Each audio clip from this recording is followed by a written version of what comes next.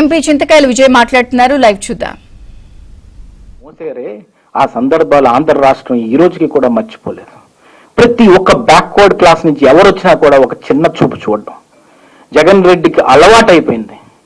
ఉత్తరాంధ్రాన్ని వాడుకోవడం, బీసీలు బీసీలు బీసీలు అని చెప్పి ఆ రోజు పదవులు ఇస్తానని చెప్పి ఆ పదవులకి 15 కార్పొరేషన్లు తయారు చేశాను, 50 కార్పొరేషన్లు తయారు చేశానని చెప్పి ఒక్కళ్ళకైనా ఆఫీస్ ఉందా, ఒక్కళ్ళకైనా ఆఫీస్ చైర్ ఇచ్చేవా, ఒక్క రూపాయి అయినా వాళ్ళ అకౌంట్లో వేసారా అండి?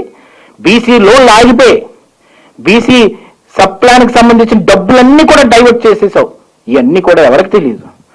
జీవోలన్నీ కూడా బ్లాక్ లో పెట్టి, బ్లాక్ లో పెట్టి, డార్క్ లో పెట్టి ఒక్క జీవోని కూడా బయటకు రాకుండా చేసిన నియంత్రణ ప్రభుత్వంలో 5 సంవత్సరాలు బీసీలను ఓచకోత కోసి ఈ రోజు బీసీల గురించి మాట్లాడుతున్నారు. ఆ రోజు 95లో ప్రతి ఒక్క స్థానిక ఎలక్షన్ లోనూ కూడా బీసీలు ముందుకు రావాలని చెప్పి ఆ రోజు నిర్ణయించి స్థానిక ఎలక్షన్ లో అధికారం ఇవ్వడం అది చిన్న విషయం అనుకుంటున్నారా? మళ్ళీ అధికారం 34% బీసీలకు ఉండాలి అని చెప్పి ఆలోచించడం నారా చంద్రబాబు నాయుడు గారు ఆలోచించిన విధానాన్ని ఇప్పుడుకొచ్చి అందరూ కూడా ప్రశంసిస్తారు తప్ప ఎవరన్నా విమర్శిస్తారా? కానీ మొన్న 5 ఏళ్ళలో 2020 సంవత్సరం అప్పుడు ఎందుకు అది 23.14% తగ్గిపోయింది? ఇది ఎవడన్నా మాట్లాడాల్సిన అవసరం ఎంతైనా ఉంది. బీసీలు ఆలోచించవలసిన అవసరం ఎంతైనా ఉంది. అట్టడుగున పడిపోతున్న బడుగు బలహీన వర్గాల ఆలోచించవలసిన అవసరం ఎంతైనా ఉంది. ప్రతి ఒక్క లోకల్ ఎలక్షన్ లోని బీసీలకి 34% ఉండాలని ఆలోచించిన తెలుగుదేశం ప్రభుత్వం ముందుకు తీసుకెళ్లి జీవోని రిలీజ్ చేసి ముందుకు తీసుకెళ్తే అదే 34% 10% దాకా తగ్గించేసి 16,000 అంటే 10% తగ్గిపోయింది 10 కదా అని అనుకుంటారు చాలా మంది. 16,800 పొలిటికల్ పొజిషన్స్ ని ఓచకోత కోసాడు జగన్మోహన్ రెడ్డి. ఎవరికైనా తెలుసా ఇది? మనం పట్టించుకోవాల్సిన అవసరం ఎంతైనా ఉంది. రాష్ట్ర వ్యాప్తంగా నలుమూలన్న అట్టడుగున పడిపోతున్న బడుగు బలహీన వర్గాలందరూ కూడా ఆదరణ స్కీమ్ లో ఉంటే ప్రతి ఒక్కరు కూడా బాగుపడతారు, వాళ్ళ పర్ క్యాపిటల్ ఇన్కమ్ పెరుగుతుంది, వాళ్ళ రాజకీయ భవిష్యత్తు బాగుంటుందని ఆలోచించే తెలుగుదేశం పార్టీ హయాంలో 34% ఎందుకుంది? అదే 2020 సంవత్సరంలోని జగన్మోహన్ రెడ్డి ఎవరి ద్వారా కేసేసి ఆ పర్సంటేజ్ని తగ్గించారనే విషయాన్ని ఈ రోజు ప్రతి ఒక్కరు కూడా ఆలోచించవలసిన అవసరం ఎంతైనా ఉంది.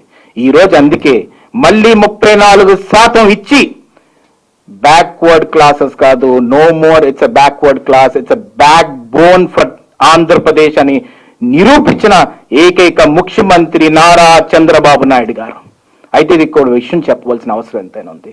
ఆ రోజు కోర్టు నిర్ణయం తీసుకుంది అని చెప్పి ఆ నిర్ణయం మీద నువ్వు పర్సంటేజ్ తగ్గించేసి రిజర్వేషన్ తగ్గించేసి 16,800 పైన ఉన్న పొలిటికల్ పొజిషన్స్ అన్ని ఓచకోత కోసేసి నువ్వు పట్టించుకోకుండా వదిలేసావు.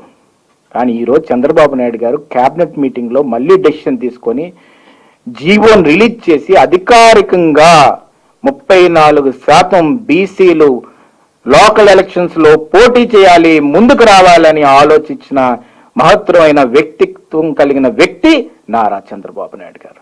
మొట్టమొదటి నుంచి చూడండి, బడుగు బలహీన వర్గాలు ఉన్నత స్థానంలో ఉండాలని ఒక విజన్ తోటి 95లో మీరు తీసుకుంటే పార్లమెంట్ లోని పైన కూర్చోబెట్టడం, ఎర్రంనాయుడు గారిని తీసుకెళ్లి సెంట్రల్ మినిస్టర్ చేయడం, బాలయోగ్ గారిని తీసుకెళ్లి స్పీకర్ గా చేయడం, ప్రతిభా భారతి గారిని తీసుకెళ్లి ఇక్కడ స్పీకర్ గా చేయడం, అలాగే ప్రతి ఒక్కరిని ముందుకు తీసుకెళ్లారు. కానీ నువ్వు వైఎస్ఆర్సీపీ ప్రభుత్వంలో ఏం చేశావు?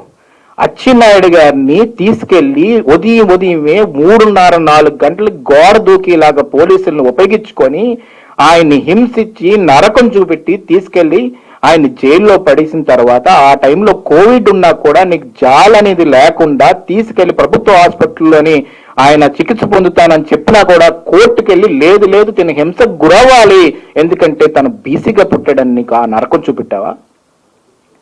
రామతీర్థంలోని చంద్రబాబు నాయుడు గారు అక్కడ రాముడి దగ్గర ఉన్న సందర్భం ఆ విధంగా జరిగిందని చెప్పేసి అక్కడికి వెళ్ళి మేము కూడా ఆయనతో పాటు ఉన్నాం. ఆ రోజు వాళ్ళందరం ర్యాలీలు వెళ్తుంటే లారీలు అడ్డంగా పెట్టి ఎప్పుడూ లేని విధంగా ఉత్తరాంధ్రలో బీసీలందరినీ కూడా ఓచకోత కోయాలని చెప్పి ఆలోచించి ఆ రోజు ఫ్రాక్షనిజం రాజకీయాన్ని చూపెట్టి కళా వెంకట్రావు గారి మీద ఒక బీసీ నాయకుడి మీద తీసుకెళ్లి మర్డర్ అటెంప్ట్ కేసు తీసుకెళ్లి